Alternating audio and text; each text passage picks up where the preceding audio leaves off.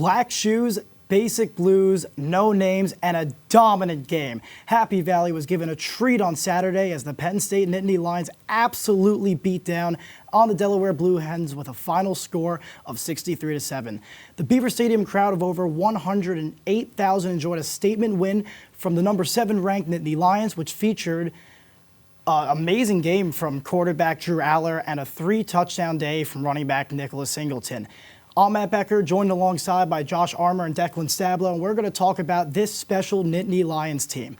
First, let's talk about the fan-favorite quarterback, Drew Aller, who once again put up a very solid performance. Josh, what are your thoughts on Aller? Well, Matt, going into the season, Drew Aller was the biggest question mark for this Penn State team. People didn't know whether he'd live up to the hype and really take Penn State to the next level, maybe even a playoff spot. But so far, based off his performance this season, I think he's living up to the expectations. I mean, against West Virginia, he put on a show. You know, that was a statement game for him, throwing for 325 yards, 3 touchdowns in the win. Against Delaware, he showed off his game management skills, went through the basics, 204-yard game, 1 touchdown pass, but another running in.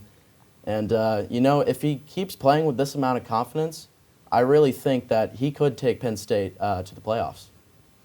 Yeah, sometimes he has a little bit of a slow start, but he really seems to get it after the second quarter. I really think that he does a very good job settling in.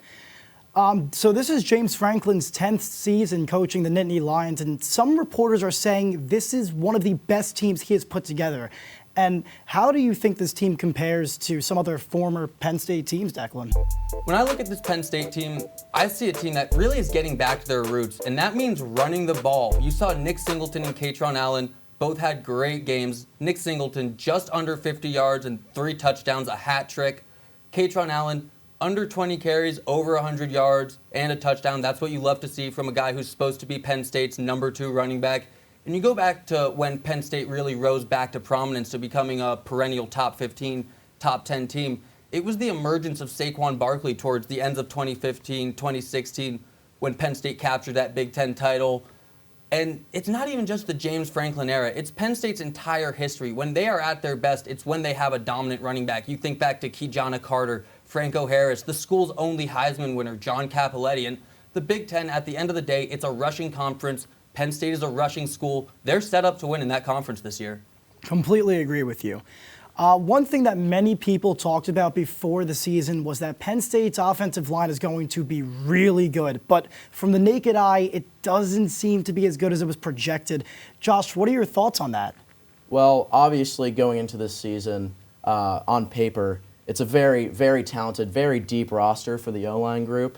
You got, of course, Olufashanu, a lot of elderly guys on that O-line on the team, but you got some young guys too. That 5-star Javin Williams, as well as 4-star Alex Berschmeyer, and you got to wonder when he's going to mix them in, because I'm not going to lie, when I saw against that West Virginia team, the O-line was a little rocky. I mean, constant pressure on Drew Aller, almost like multiple plays. Due to his heroics, they only got away with 1 sack. But, even against Delaware, they did not look super comfortable, which, no offense to Blue Hen fans, but it's not something you want to say about a top 10 program going against an FCS team. You have to imagine the surprise retirement of Landon Tangwell as having an impact on that offensive line. Yeah, absolutely. That shocked everybody. That was very shocking. But finally, let's just talk about Penn State's AP poll ranking. Penn State has not moved up in 2 weeks. They've remained at number 7. Declan, what are your thoughts on that? I disagree with it, and the biggest thing I disagree with it that is I think Penn State really should have jumped Ohio State. I think even 7 might be a little too high for them. You have to realize they played Indiana, and really that game was way too close until the end of the 4th quarter. And then they played UNLV. They should be beating the brakes off of both of those teams. They scored less points combined in those 2 games than Penn State did against Delaware throughout that entire game.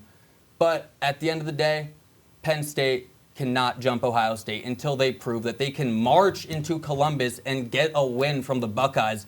Penn State has not won a game against Ohio State since that 2016 season, and it really was off of a blocked field goal you have to imagine, if that play doesn't happen, do we have a Big Ten championship? No. Do we have a single win over Ohio State? No. Is James Franklin still Penn State's head coach if he doesn't have that one play? I don't think so. Well, I completely agree with you. I mean, it really depends on if they can go into Ohio State and just beat them, because if they can't prove themselves, then they can't move up in the rankings. So next week, Penn State looks to improve to 3-0 as they take on the Illinois Fighting Illini at noon on Fox. For Josh Armour, Declan Stablow, I'm Matt Becker, and you're watching Penn State Sports Night. Hey everybody, thanks for tuning into this edition of Penn State Sports Night. For more content like this, be sure to subscribe to our YouTube channel, give us a like, and follow our socials down below. And as always, we are Penn State Sports Night.